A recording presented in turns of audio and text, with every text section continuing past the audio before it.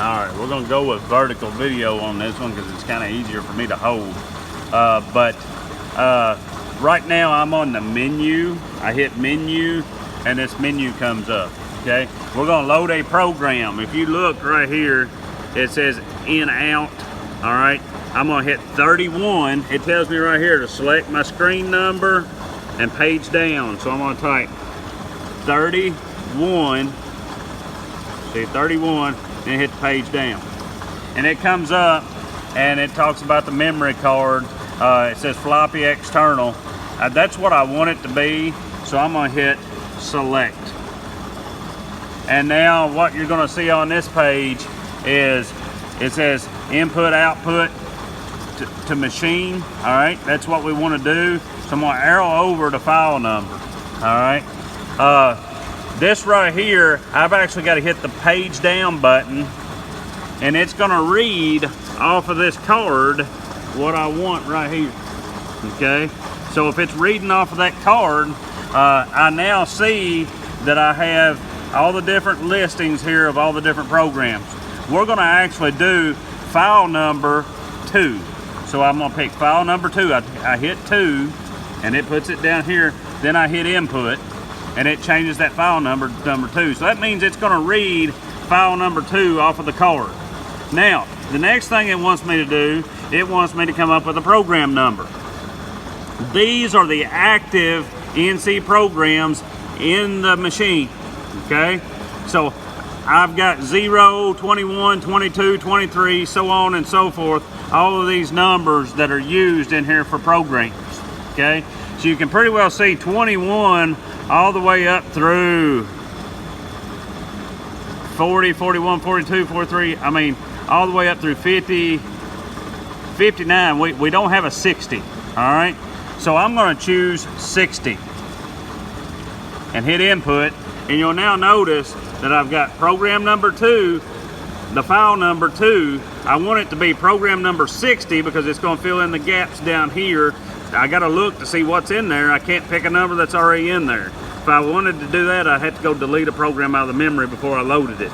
All right, so I do all of that and I get that in there. The next thing I'm going to do, I'm going to hit execute,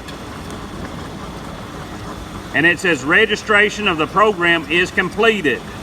Okay, so that's good. When it tells me that it's been completed, that means that it actually loaded in. If it didn't load in, then I'm gonna have to go back and figure out what I did wrong, or I've got something wrong on my card or something of that nature. All right, so I'm good there now. I can now go to program,